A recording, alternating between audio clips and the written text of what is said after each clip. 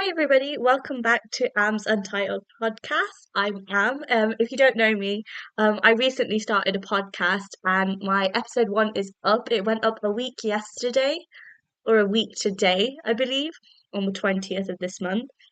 So basically, if you don't really know me, a little bit of a rundown for my first episode. I talk a lot more about myself, my interests, in my first episode. So if you haven't seen that yet, check that out.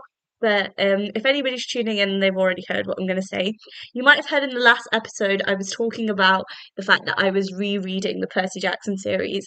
And actually, today's episode was going to be slightly different to what it is now. I was actually just going to read the Lightning Thief book and pull out like my favorite scenes and then compare it against the whole show. But I've decided I think that's going to be a bit too much, and because I have a tendency to ramble, I feel like that episode would be about 3-4 hours long, and nobody really wants that. I feel like anything past an hour might just be a bit too much. So what I've decided to do is to put the book on hold for a second, which kills me as a bookworm, that it really kills me to just leave the book alone, but I'm gonna just leave it alone for now, and I'm just gonna spend the next few episodes talking about the show. Now the reason why I wanted to do this is because then what I can do is, because I'll have the show fresh in my mind and then I'll start reading the book, I can kind of draw comparisons a bit more easily. I feel like trying to talk about the whole show and the whole book in one episode might be just a little bit too much. So yeah, I've decided to break the show down, but eventually, when I do come to talk about the book, I will just try and talk about it all in one episode. So, yeah, that's kind of like the rundown of what I'm going to do today. So, today's episode is going to be on the first Percy Jackson episode, which is I accidentally vaporized my algebra teacher. So, yeah, I'm a big fan of the Percy Jackson books, and I was a little bit nervous when the show was coming out. I'm not gonna lie, because I was a bit like, because of what I'd experienced with the movies, like the kind of disappointment that I felt there, I was a little bit worried that it just wouldn't be up to my standard and I'd be let down, and I really didn't want that. And because I knew that Rick was also on the show writing the scripts, I feel like my expectations kind of turned sky high, and I was like, if the actual author of the books is there, I don't understand how they could possibly get it wrong. But yeah, so I'm just going to talk about some of the key moments from the episode. I've actually written like the scenes down. I haven't written what I wanted to say about them. I feel like I kind of remembered. So I sat and rewatched the show for maybe the third or fourth time now.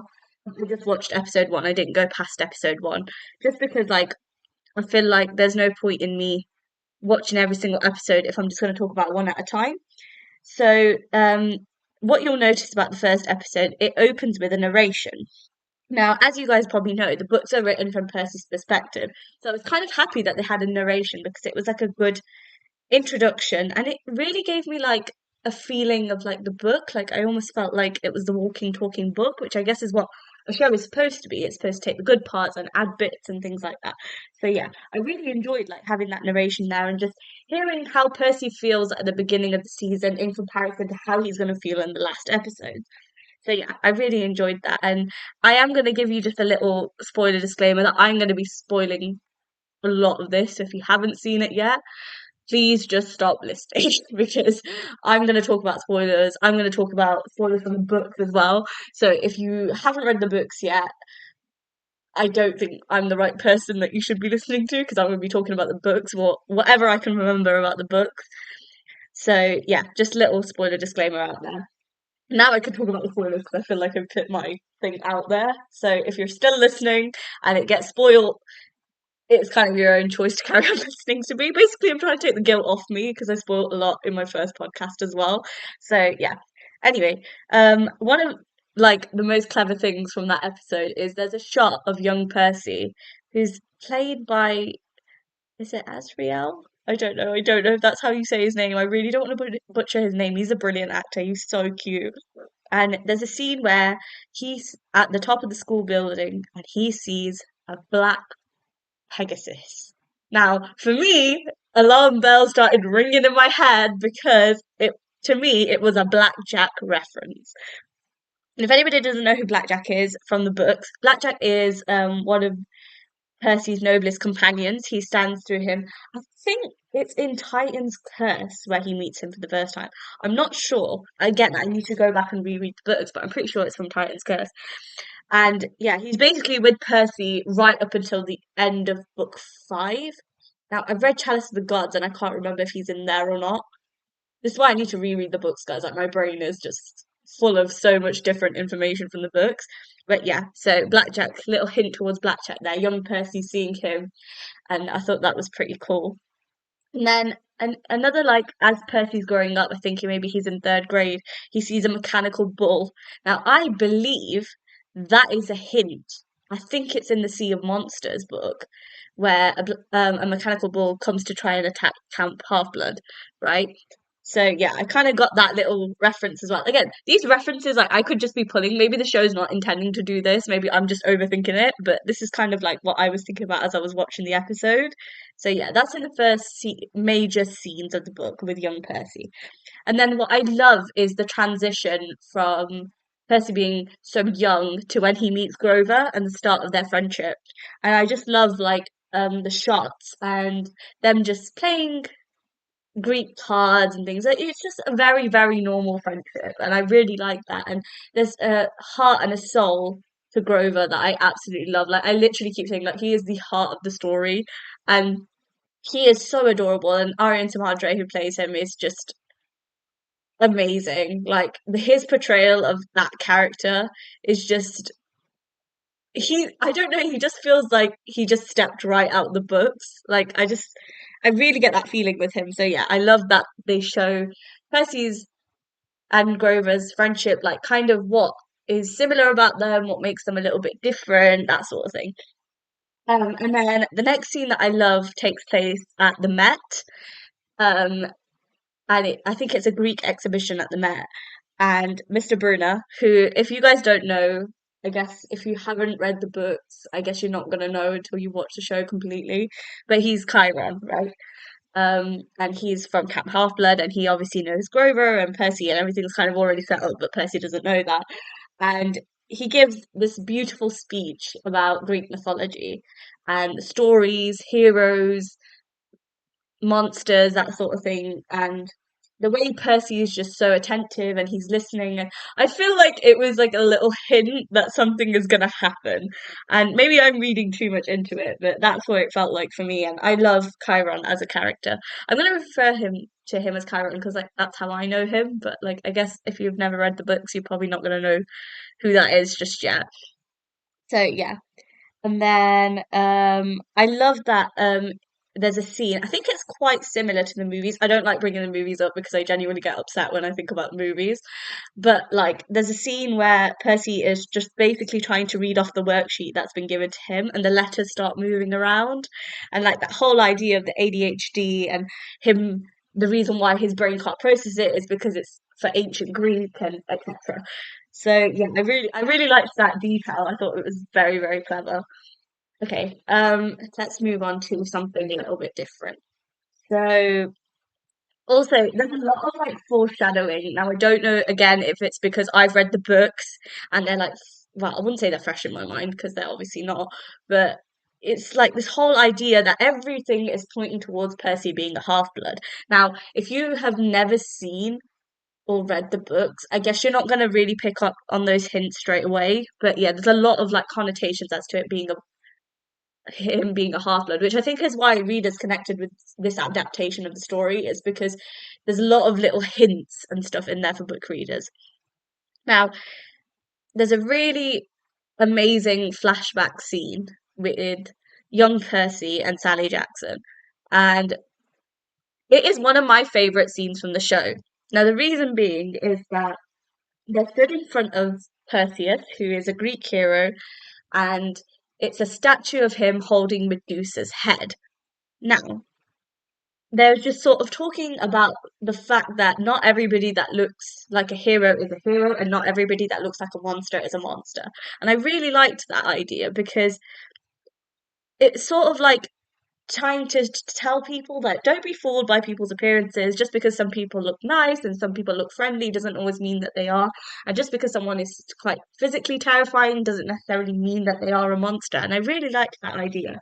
And also, what I thought was really funny was a little bit of a spoiler for episode 3 if you haven't seen episode 3, but there's a scene where Percy cuts off Medusa's head. And I just thought that it was really funny, like the parallel between showing the statue of Perseus holding Medusa's head and then Percy Jackson cutting Medusa's head off and just holding her head up like that. So yeah, I just thought that was a little hint that I wanted to just put in there if anybody hasn't seen the third episode. And she says, young Percy asks her why he was named after Perseus. Now, Sally Jackson says this line. She says, hold fast, Perseus. Brave the storm that was meant to break us, for we are unbreakable as long as we have each other. And it's that highlights on the importance of a bond between a mother and a son. And Percy's never met his father, but the bond and the love that he has with his mum is just so beautiful. And it's like it's so lovely as like not just a fan of the books, but somebody who's a fan of the TV show as well.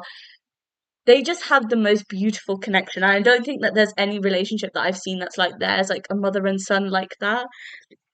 And it's just, I think it sort of lays the foundation of why Percy is so, like, why he's so willing to risk his life on this quest. It's because it's to protect the woman that he loves. It's his mother, the person who's always been there for him and who's protected him and shielded him, and sometimes the person who he's not agreed with. Because let's be real, Percy was a very difficult child. But I don't think they show much of that in episode one. It's more of later on in the season. But yeah, I just thought that that quote was so beautiful. And yeah, I love Sally Jackson as a character. I think she is one of the best parts of the new series. Like her their bond is just honestly it melts my heart. Like when I see them together and the way they talk to each other and stuff, it's so cute. Anyway, let's move on from that. So yeah, that was then the flashback's over, whatever. And then there's a really significant moment where Percy's being picked on by Nancy Bobofit. If you don't know who she is, she's basically the bully. She's constantly picking on Percy. She doesn't like him. And there's a scene where Mr. Brunner, or Chiron, comes to Percy and hands him a pen. Now, when he gave that pen, my little nerdy reader heart fangirled, because if anybody doesn't know, that pen is Riptide. And Riptide is the sword that Percy uses throughout the series. And I just thought it was so lovely. That moment was so significant. It was so simply done, but it had so much impact. And Mr. Brunner slash Chiron calls it a mighty instrument. Now that was just like that sold it for me. Like that scene was perfect. Like there is nothing about that scene that I would change. Now, because I haven't read the book in ages, I'm trying to think like how it was introduced in the book. I probably should have put my phone on silent before I started this. Let me put my phone on silent. I'm so sorry if you can hear it going off in the background. It is on the other side of the room, just it's on loud. It's probably my friend that's messaging me. Yeah, let's turn it off. Let's not pay attention to that right now. So yeah, what was I talking about? Yeah, so that scene with Riptide, like the way Chiron hands it over to him, I think is so significant. So yeah, I loved that moment. And then there's a scene where they've come out of the museum and Percy and Grover are talking about getting back at bullies. Like, sick of taking their, excuse my language, their shit. And Percy wants to do something about it. And Grover's saying, oh no, no, no, don't fight back, like it's not worth it. And there's a scene where he literally just raises his arms to try and push Nancy Bobofit and the water drags her in. Now, I think that was a really good moment because if anybody hasn't read the books and doesn't know much about the Percy Jackson story, I think it drops a nice hint that Poseidon could be his dad because the water sort of protected him or like did what he wanted himself to do without him doing it, if you know what I mean. I don't know if that made any sense. But yeah, I thought that moment was really significant as well. I thought that was a nice little hint. I see what Rick was trying to do there when he was trying to introduce new people to this world. I really felt like he was doing his best to try and make it subtle but also somewhat apparent to already people who are fans of the universe. So yeah. And what I really liked was the scene before he gets attacked by Mrs. Dodds slash Electo, who is a Fury, I believe that's what they're called. They work for Hades, basically. They're Hades lieutenants. And what you notice is there's a lovely shot where Percy has the pen in his hand and Riptide starts vibrating in his hand. And I just thought that was such a really cool way of they were doing it. Like it's almost as if like the weapon could sense the danger already and it was coming so naturally to Percy, like he doesn't even realise. So I really enjoyed that moment. And there was a beautiful shot in the show of when Mrs. Dodds is transferring, transferring, it's not the right word, transforming into Electo. Like every time she has a change, there's a shot of a kid, like she moves a kid out the way. Like it's a very, very well shot scene. And I think James Bobin is the director of the first episode. So yeah, he really shot that scene well. I thought it was a really good idea. And I think it's sort of like the first hint to readers that this is more of like a mythological story. And it shows, if you don't know what the mist is, basically it's the veil, it's the name for the veil that shields the human world from the demigod world, you could say. So yeah, I feel like it's the first sign that the mist was unveiling what was going to happen, which I thought was really cool. And then there's the scene directly afterwards where obviously Percy's in trouble because it looks like he had pushed Nancy Bobo Fett into the water. Um, this is significant because obviously Grover does snitch on Percy and claims that Percy did push Nancy Bobo Fett, even though he knows fully well that he didn't do it. Now, the reason this might be significant to other people is because if you haven't read the book, then you're gonna be like, "Oh, he's such a rubbish friend, like who baits their friend out like that." But there is a reason why Grover's doing it, and maybe it's because I've read the book. Like, I understand why that scene was put in there.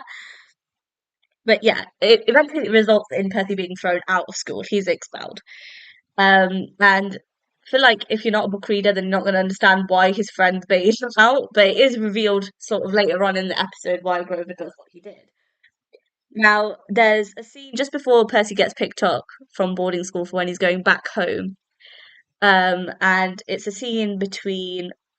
It's more of like I wouldn't call. I've written it as a heated discussion, but I don't think it was. I think it's more of Percy getting wound up, and they're basically just talking about the fact that Percy is destined to have a difficult journey, and he keeps calling. Chiron keeps calling him special, and Percy says, "Please stop. There is nothing special about me. Like I'm sick of being told about how special people claim me to be."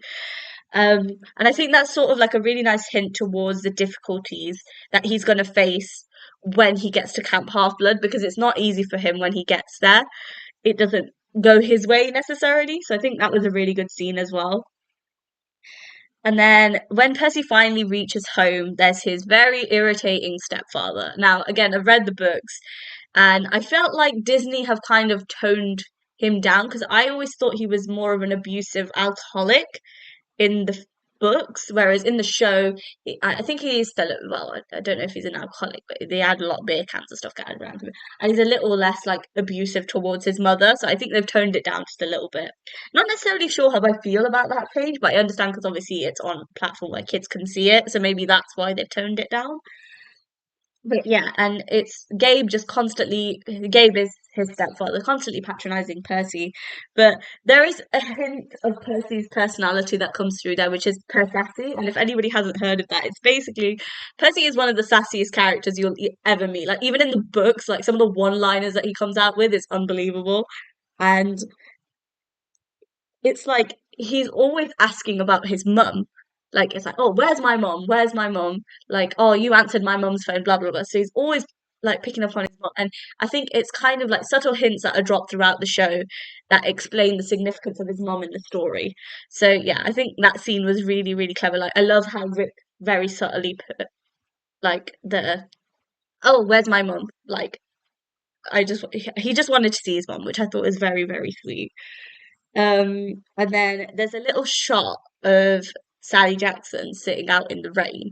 Now, I thought that was also another hint to Poseidon being his dad. Like, she feels calm in the rain, and like it can be absolutely chucking it outside, but it's not important to her. It's just, she's just in the moment and she's living, and she just looks so peaceful. And she's got this lovely smile on her face, and her eyes are closed. It's very beautiful. It's a lovely, lovely shot. Yeah, and I think that's just more on. I just thought it was a beautifully framed shot more than a significant moment in the story. I think it was just beautifully framed and beautifully shot. And I think it's like there's a scene where Percy is talking to his mum, and he says that he really did try at the school because he's been thrown out of a few schools. If you didn't know, if you haven't read the books, you wouldn't know. And all she does is hug him, and there's so much in that hug. Now, I don't know if it's because I study psychology, like I think about things a lot more.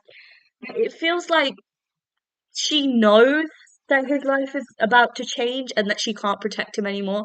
And I think she's sort of half accepted that she's not going to be able to shield him from this world that he supposedly belongs to for long. And I think that moment was really significant as well. And then there's a lovely scene where he says that he's scared. And immediately, the first thing his mom does is like, right, let's go to Montauk. And if anybody doesn't know, Montauk is where Sally Jackson actually met Percy Jackson's father. So he doesn't know that just yet. But that's no, I think he does know that in the show. I don't know, can't remember. Anyway, so yeah, she decides to take him there, and then there's a little scene where there's a shadow that speaks to Percy just as they're traveling to Montauk, and it tells him that he needs to run away before he gets hurt. And then he wakes up. It's like a nightmare that Percy has. And it's just, oh, I'm so sorry about that. It's such a disgusting noise. I've got the worst blocked nose you could possibly imagine. So I'm really trying hard and I'm struggling to breathe through my nose, which is probably what you can hear. And I just want to say, like, Walker, Scobell, and Virginia Cole's relationship in this series is so good. Like, you can really feel the mother and son vibe, and that kind of chemistry, I know for a fact, is something you can't fake. So yeah, I think they just have a really beautiful chemistry on screen. They really fit those roles well. Like I think they were both just perfectly casted, and they were able to bring that, let's say, complicated mother and son relationship to life really well. And then is a really sad scene where Percy's just telling his mother that he just feels out of place and he just struggles in his day-to-day life. Like he just can't comprehend what's wrong with him. And there's just his mom just looks like heartbroken for him. And I think deep down she knows she has to tell him the truth because he can't carry on like this. Like he feels out of place because he feels like he's the only one going through what he's going through. And that's obviously not a true statement. Like there's lots of demigod children out there who probably go through something similar. So I think that scene was really important. And then when he was talking about his experience at the museum, his mum says, "Oh, what did she say to you?" And it's like she already knew that there was something coming after him, and she just assumed that she knew exactly who it was. And I thought that was a really good moment as well. And then she decides that she's going to tell him about his father without actually telling him who his father is. And it just highlights on the importance of the godly side in the story as well. Like obviously his father is a god, but he doesn't know who his dad is. He just knows that he's a god. I just think it's really funny. And he has this brilliant one-liner in the show. I'm pretty sure it's not in the books, but he says, "You fell in love with God, like Jesus," and it was one of those moments where, like, it kind of caught me off guard. Like when I watched the show for the first time, like it absolutely killed me. Like I was literally crying tears of laughter. I thought it was absolutely hilarious. So there's some one-liners in the show that are definitely not from the book that I just absolutely love, and that's all down to the writers and the dialect coaches on the show. And then, like, as his mum is like trying to explain to him about demigods and stuff, he keeps trying to interrupt her, and she's just not having any of it. Like, she literally just carries on. Like, even though he tells her to stop like multiple times, like she's just not having it. Which I thought she's so badass. Like, I stand Sally Jackson. Like, I think she's amazing, not only as a character but as a mother. I think she's absolutely incredible. And it's just this like he says this one line where he thinks that he's broken, and his like she just starts tearing up, and it's just so sad. Like I'm not a mum myself, but I can imagine like if my child said that to me, I'd be absolutely crushed. So like it was a beautiful scene. Like honestly, the acting in that scene was gorgeous. Like as somebody who loves acting, like honestly, it was a gorgeous, gorgeous scene, and the way it was shot was beautiful. Like it was simply shot. There's no complicated camera angles or anything. It's just very simple, and I love that. And then later on in the story, obviously Grover comes back and they're having him and Sally Jackson are trying to have a discussion.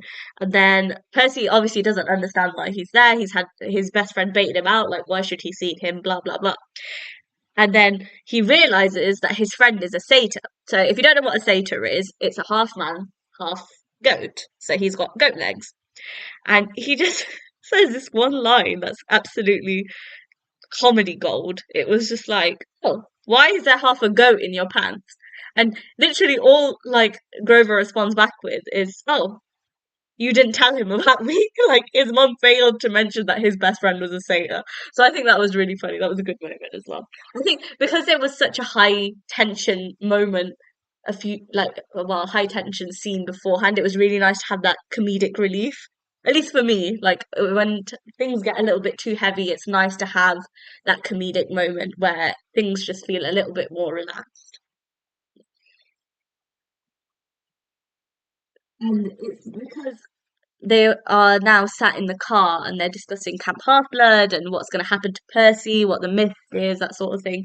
And Grover accidentally spills the fact that he knew exactly what happened at the museum and he didn't say anything.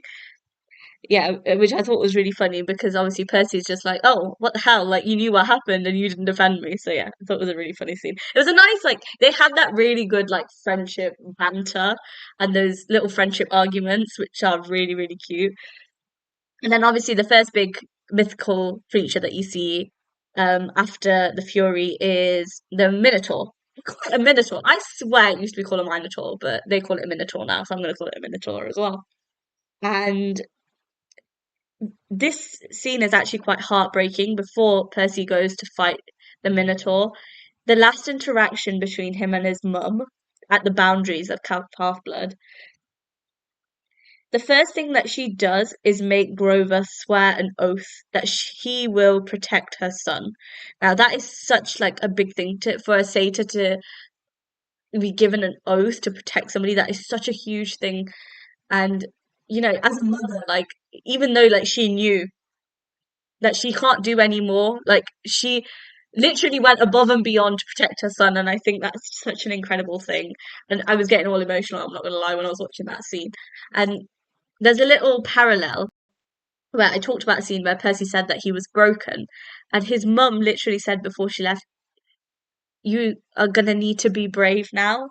And I think that line is so significant because it's almost as if she's not only telling him that he needs to be brave, but also herself that she needs to be brave and accept that her son has to move on in his life. He has to know the truth about who he truly is. And I think they both know that they can't really protect each other anymore. Like there's nothing more that they can do for each other. I think that I think it's a moment where she feels really powerless as a mother, and I can't imagine how that must feel for her. Like honestly, that scene was just yeah, it was a really beautiful scene. And then she says to him, "You are not broken," which I think is beautiful. Like she's constantly reassuring him that he's not broken and that he's not weird and not strange, but actually he's somebody who has such an incredible future ahead of him, and there's something that's so, so special about him. So I think that that's such a lovely line. And she says, hold fast, brave the storm. So linking back to that flashback scene, there's so many parallels in the show that are so good, and so many things that are so well thought out, and so many details that are put in there that I think are so good. And when I watched that scene for the first time, I'm not gonna lie, I did cry because I knew exactly what was going to happen next. And she's just, you can just feel the power of her love through the screen. And it is just the most beautiful thing. Like, that's when you know that a part's been acted out right. Like, when you can feel that emotion just coming through off the scene. And you can tell that they're not like overdoing it, they're just putting the right amount in to make the scene special, which I think was amazing. Um, And it just shows that even up until the end, spoiler alert for the end part of the episode, but she does, well, die in inverted commas, die. Percy thinks she's dead. She's not actually dead. But yeah, and it just shows that she was willing to sacrifice her life to save her son. And I think that that's such a beautiful, beautiful thing. And Rick has written a beautiful relationship that Virginia and Walker have put on the screen so well. Yeah, I really enjoyed their relationship through watching it, and even now I watch it again for the third or fourth time. Like it never fails to amaze me. So yeah.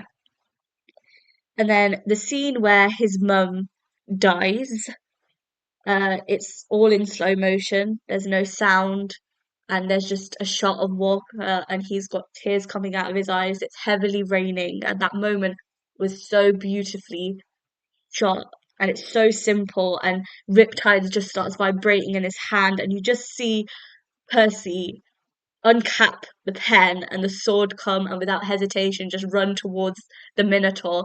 And it's just like it's such a lovely connotation. Is connotation a word?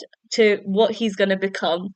Like he's this hero, and I think it shows a bit of his fatal flaw that he would do anything to protect the people that he loves and cares about. And I think that scene shows that really well. So it's very clever. Rick has put a lot of details here and there that make my little very nerdy book heart very happy. So yeah. And then the last shot of the episode is after he's killed the Minotaur and he passes out, and there's Annabeth, who they can't see. Lots of campers are surrounding him, making sure he's okay. And she says a very significant line that ends the episode, which is, "He must be the one." Now, it shows a little bit of obviously the future between Percy and Annabeth. I'm going to touch on that a little bit more in the next episode. There's more when they actually interact and meet for the first time. But it was just like it kind of hints to people who are new to this world that oh he's got a big bright future ahead of him and he's destined to go on quests with her, and things are going to start spiraling and doors are going to start opening and things are going to start to become very complicated for him. I think that line was a really good way to end the episode. Also, the soundtrack and the music of the show is beautiful. Like that theme tune gets stuck in my head, I'm not gonna lie. So yeah, that's kind of the whole rundown of the episode. So my sort of thoughts and feelings, like the final sort of thoughts and feelings, was I thought that it was a great introduction to people who are not part of the Riot-verse yet. I thought it was a really good way of bringing people who are non-readers and people who are just interested in the show, just a real faithful adaptation of what the books are. I think it gives a really nice insight into Percy and Grover's friendship, but also um, Sally Jackson and Percy's relationship. I feel like their mother and son bond is the backbone of this season in particular, and I think probably the backbone of the first book as well. And Sally Jackson is an absolute badass. Like I stand that woman. I think she's amazing, and the way Virginia's played her is just fabulous. So yeah, I'm really really happy with that. There were some comedic moments, but there was some also really emotional, hard hitting scenes, which I love that. Like life isn't always full of fun and games. Like it can be quite difficult, and there can be things that are difficult, but I like that there's relief after those moments. So yeah, I really love the way Rick has written those scripts. I think they're beautiful. And to me, in my personal opinion, it gives the most accurate adaptation of the books that I have ever seen.